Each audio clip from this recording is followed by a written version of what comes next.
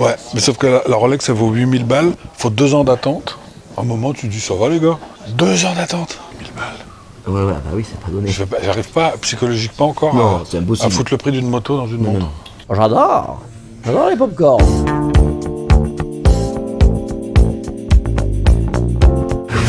Laisse-moi regarder. Et votre lettre, vous allez lui donner? Je crois qu'il faut pas.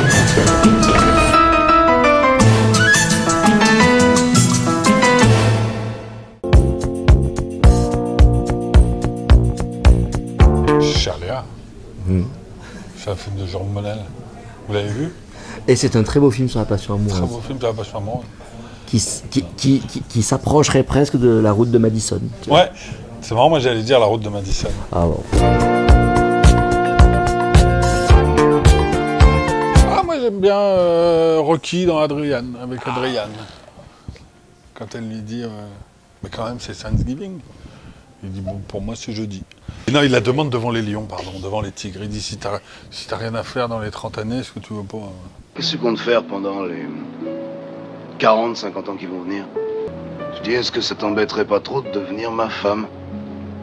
Ah oui, c'est pas mal C'est devant ça. les tigres. C'est Ah dans oui, le voilà, bleu. Pardon, c'est ça. j'ai mélangé. Eh ben, tu sais, moi ça me plaît aussi parce que c'est pudique. J'aime bien les déclarations d'amour pudiques et c'est pour ça que j'aime bien Pagnol dans Marius, Fanny et César quand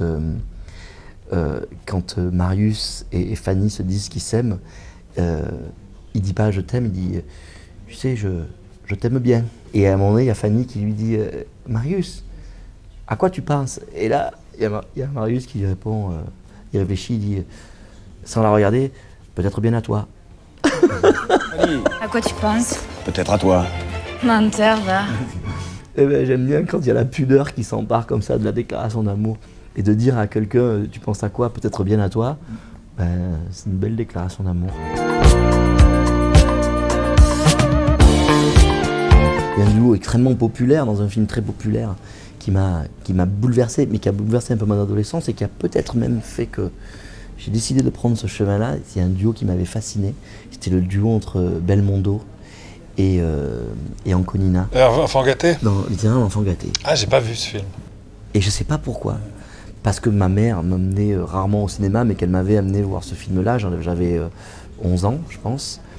Et ce duo m'a complètement marqué. J'ai adoré ces deux personnages. Bonjour. Non, je l'ai loupé celui-là. Je m'en suis rendu compte après. Bonjour. Voilà, c'est vrai. D'ailleurs, c'est marrant parce que c'est un personnage qui souffle à l'oreille d'un autre. Hein. Il y a un autre duo que j'adore, c'est Pépone et Don Camillo. Ouais. Don Pépone et Don Camillo. J'adorais ce duo-là. Mais moi, les duos populaires, ça me plaît beaucoup, quoi. Après, moi, c'est une scène des Sopranos. Où Tony Soprano, c'est rigolo parce c'est un mafieux.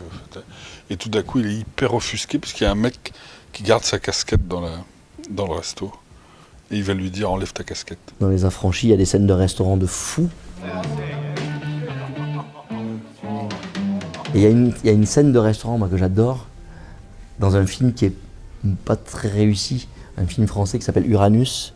C'est la scène de la mort de Gérard Depardieu dans un café, où c'est un homme qui boit, qui se tue à la boisson, et quand il meurt, je pense qu'il renverse une vingtaine de tables et de chaises avant de mourir, où il tombe, c'est absolument énorme, il traîne son énorme corps, et avant de le faire tomber dans Uranus, tu sais, des tonnes. Depuis que je suis enfant, je ne bois que du blanc. Astyanax, on va filer en douce. Passez-moi Astyanax, on va filer en douce. Ah oui, C'est ça le maire. oui, c'est ça. Ouais, il y a 24 heures de la vie d'une femme, d'ailleurs le film aurait pu s'appeler comme ça aussi. Le jour le plus long, mais j'ai dit peut-être une connerie. Non, le jour le plus long. Non, c'est pas une journée. Non, je sais pas. C'est une journée qui se répète sans arrêt. Ah non, le jour le plus long. Non, le jour le plus long, c'est le débarquement. Le jour le plus long, ça se passe évidemment. Non, c'est le jour. Je crois ça pas, parce qu'il y a toute la préparation du débarquement. 12 hommes en colère. Celui-là, on l'aime bien. Celui-là, il est facile. Il est bien celui-là. Je me rappelle de ce film d'action qui se passait dans une cabine téléphonique. Ah oui. Qui était oufissime. C'était une vraie perf, quoi. Fun game. Oufissime. Dire avec une vraie intention. Arriver à ce point-là, à générer un truc. Là, récemment, ils ont essayé de faire un film qui se passe entièrement dans un cercueil. Mais visiblement, je l'ai pas vu, mais ça marchait moins bien. Avec le téléphone? Ouais. Moi, il y avait un film qui m'avait vachement marqué, parce que c'est au moment où je commençais le théâtre, c'était Dogville. Et ce Dogville était absolument impressionnant. C'est de Lars von Trier, et le film était oufissime. Tout était dessiné au sol. C'est une histoire qui se passait dans un seul et même lieu, un appartement écrit au sol avec une craie. Cinéma, j'étais voir Aline et le dernier album de Gaëtan Roussel. Ah tiens. Et son concert. Le film qui m'a le plus marqué là, ces derniers mois, je pense que c'est Julien 12 chapitres. Je suis allé voir Julien 12 chapitres, c'est de Joachim Trier. J'avais bien aimé Oslo, mais alors là je trouve que le film c'est hyper beau. J'invite à aller voir s'il est encore à l'affiche. Ben voilà, Oslo 31 août, ça se déroule sur une seule journée d'un homme qui décide de mettre fin à sa vie. C'est pas rien quand même. Non mais bravo, très bien joué, bravo. Absolument. Et qui en plus est joué par un acteur qui n'avait quasiment pas joué, si ce n'est dans un de ses courts-métrages, je crois. Et l'acteur est un médecin. Dans la vie ou? Dans la vie. Ah, c'est génial. C'est un médecin, et c'était la muse de Joachim Trier. Et l'acteur est ouf. Là, le dernier film, Julien 12 chapitres, moi, il m'a bouleversé, et en même temps, c'est fou parce que jamais à aucun moment le film ne dégouline de quoi que ce soit. Au point que j'ai même pas pleuré. Malgré cette situation complètement folle, j'étais hyper... Bon, j'ai adoré ce film. La fracture était vachement bien, le film de Catherine Corsini. Pio Marmaille, il est super dedans. J'adore Pio. Ouais. Moi, je regarde Succession en ce moment, ça me rend complètement barjot. Autant je déteste le cynisme, mais quand le cynisme il est mis en scène comme ça, et les acteurs comme ça, Succession, c'est génial. J'avais bien aimé aussi le Lotus, The White Lotus, j'ai bien aimé. Aussi, j'ai un petit peu regardé des séries. Puisqu'on est dans Sens Critique et qu'il faut parler, t'as parlé de musique, je vais parler aussi de musique. Moi, il y a un album qui m'a aidé à supporter le confinement. C'est le dernier album des Strokes, qui m'a permis de supporter le confinement. Je me confinais avec l'album des Strokes que j'adore.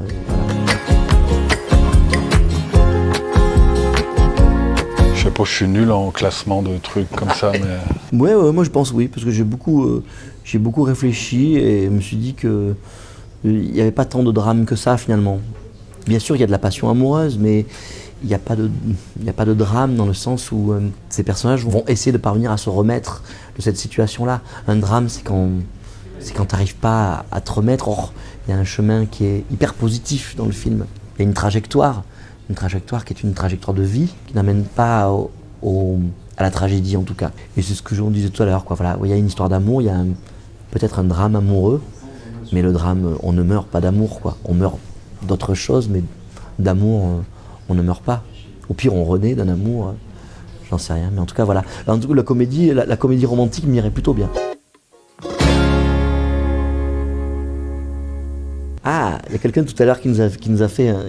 qui a dit que j'étais le Jiminy Cricket de ce Pinocchio. Non, toi t'es Pinocchio et moi je suis le Jiminy Cricket qui dit... dit... Tu viens de dire, tu es le Jiminy... Ah oui, Je suis le Jiminy Cricket de ce Pinocchio. C'est-à-dire qu'il a un côté très consciencieux, il a un côté peut-être un peu sage. Oui, il est au-dessus puis il dit c'est bien. Ils se reverront peut-être jamais, ouais. Ça que j'aimais bien moi aussi. Enfin, si, peut-être, mais il faut pas dire. On ne sait pas. Oui, non. Mais il pourrait presque lui souffler dans l'oreille quand il est par-dessus son épaule, comme ça. J'aimais bien le titre, moi, le premier titre, je sais pas si on peut le dire ou pas. Ça. Ouais. Le premier titre, quand Jérôme nous avait donné ça s'appelait Par-dessus l'épaule de Jonas. J'aimais bien ça, c'est génial comme titre. Le titre était peut-être un peu compliqué, mais en tout cas, il racontait hyper bien l'histoire. Et peut-être que l'histoire amoureuse transparaît un peu moins, j'en sais rien. Mais si c'est un récit d'apprentissage, il est incontestable que le personnage du barman est peut-être un professeur dans le sens où il découvre un talent. Ouais, où ce que je trouve ça génial, c'est toujours de mettre des gens, tous ces gens, le barman, la mère, le fils, le truc, ce gars-là au milieu qui écrit, puis de voir comment ça... comment ça interagit et que s'il n'était pas rentré dans ce bar-là, ça se serait peut-être pas passé comme ça. Mais peut-être que s'il n'était pas rentré dans ce bar, entre la mère et le fils, ça se serait pas... J'adore le si. Et oui, je pense que le barman, il aurait bien aimé écrire. Mais en revanche, il est trop pudique pour l'avoir jamais fait. Puis il n'a pas de... Tout à l'heure, je ne sais plus qui demandait le point commun qu'il y a entre nos personnages, l'acteur et le personnage. Et je ne savais pas, moi. J'ai trouvé... Je crois que c'est peut-être moi, je suis très admiratif des gens qui écrivent. Et je pense que le barman aussi, le patron du bar aussi. C'était un moment délicieux que nous avons connu. On m'a fait la proposition, Jérôme Bonnel, je l'ai rencontré dans un restaurant qui n'était pas celui-ci, et nous avons beaucoup parlé. Or moi, je connaissais déjà un peu son cinéma, et je me disais, tiens, ça serait chouette de pouvoir prendre en charge un peu ces mots-là. Et donc très vite dans ma tête, je me suis dit, ce serait bien qu'il m'embauche. C'était pas gagné au moment où je l'ai rencontré au restaurant. Alors j'ai essayé d'user un peu de charme, quoi. J'ai essayé de faire le joli cœur. Ah bah, ça a dû marcher avec lui, ça. Et puis il m'a dit, bon ben moi j'aimerais bien qu'on fasse un film ensemble.